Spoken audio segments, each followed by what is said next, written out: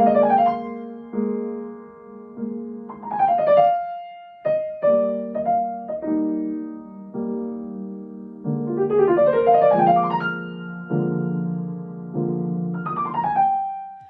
this is Danae, and in today's video I'm going to be talking about some new tips on how to practice fast passages, especially those that are not scales or any kind of known pattern, but those uncomfortable ones that seem kind of random. So I'm going to be sharing some new tips on how to practice them in order to feel more secure and in order to feel more comfortable when playing them.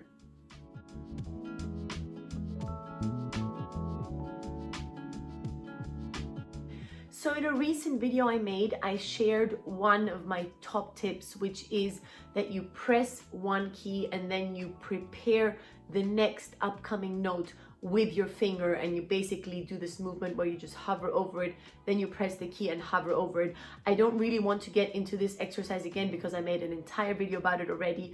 I can link it in the description box if you want to check it out, but I just want to mention it because this I would obviously recommend to also do with these uncomfortable kind of random passages. But the next exercise that is new that I would recommend is that you play them slowly, focusing on the melodic aspect.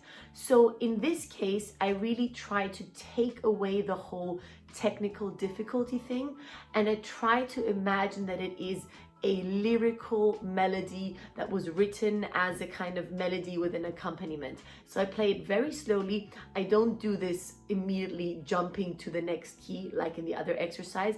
I just try to really create a beautiful legato, a beautiful melody. I try to actually phrase it, and I try to move my hand very, very evenly in between the keys, kind of as if I was a swan on water. You know, this feeling of the swan that just kind of slowly glides without any kind of interruption. So I try to do this with my hand, very even movements, and trying to just listen to this melody that the passage creates.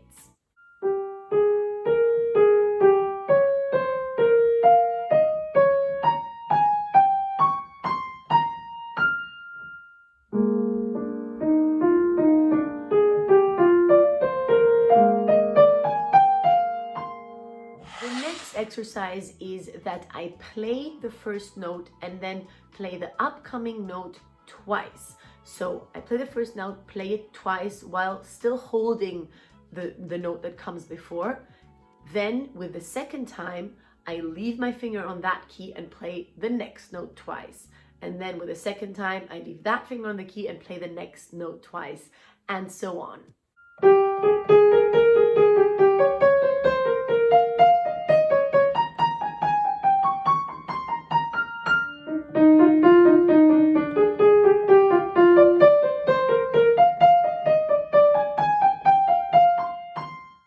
Way you really train the independence of your fingers, but also you kind of put it in your brain what the order of the notes is, what it feels like when the finger follows the previous one, and you really make sure that your muscles learn and memorize the movements that they need to do for this passage to work. The next exercise is to practice a dotted rhythm. This one is also pretty effective, I find, and I practice it both ways. So starting with a long note and also starting with a short note.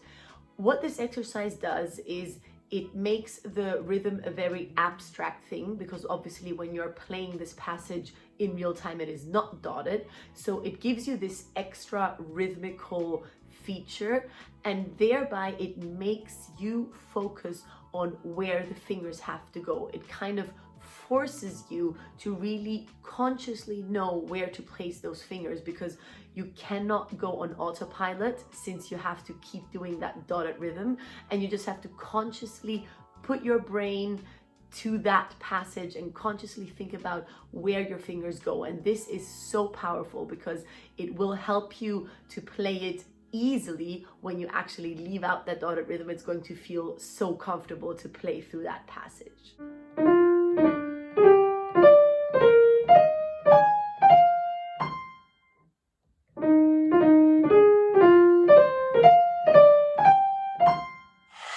Then coming back to the exercise that I mentioned in the very beginning, the one that I've already made a video on and talked about quite extensively, I take that exercise and change it up a little bit by not doing a legato, but by doing it with a staccato. So basically, what I do is I press the first note and prepare the second note with my finger hovering over it, but instead of holding that first note and creating a legato, I kind of do a staccato, and the second finger is waiting, but the one before is not holding the note, and so on. So then I play the second one, staccato, and as soon as I play the staccato, I prepare the upcoming note.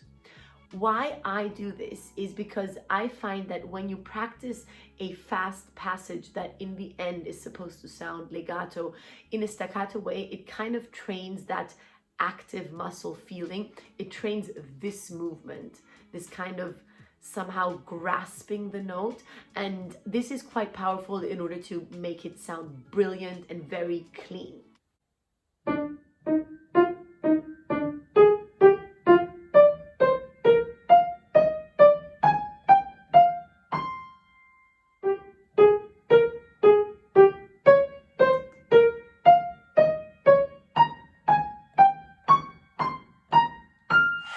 I also like to practice the passage simply in a staccato way, without preparing like in the previous exercise, but just simple staccato, really placing every note very consciously, very clearly, and really making sure that I do this kind of movement with my fingers, so as if I was extracting the sound from the piano.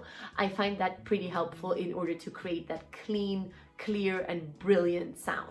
And then one final tip that is not really an exercise, but more something to think about when you play passages like this one, it is to find out what the one note is that is going to help you get to the end of the passage.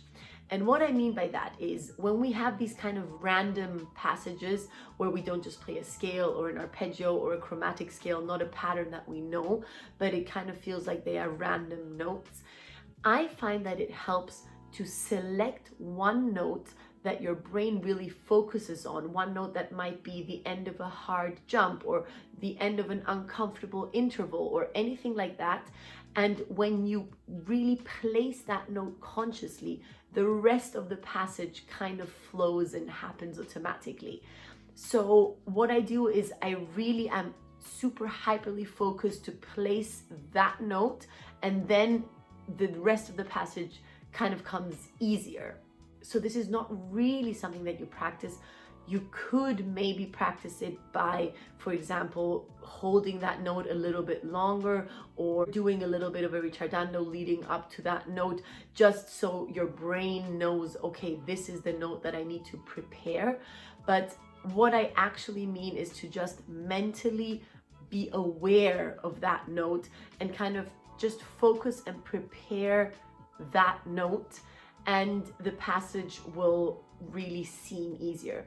I'm not sure if I explained this well and if you really understood what I mean, but I hope that you get the idea. Basically, I try to prepare that note. I try to mentally be there instead of preparing the entire passage, because there are so many notes. I try to simplify it by selecting that one note, and there is no right or wrong note. It can be a different note for you and a different note for me. For example, in this passage, I try to prepare that A flat with my third finger, because I find that this is the note that somehow I can bounce off of, but this is really a personal preference. So find out which note makes it easier for you, mentally prepare and focus on that note, and then kind of bounce off of that note.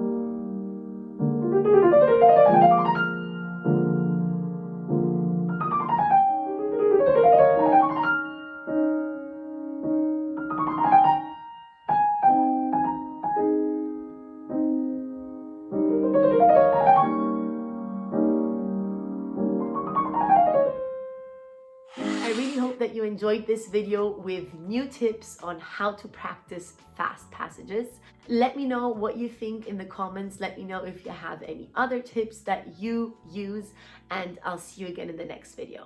Bye.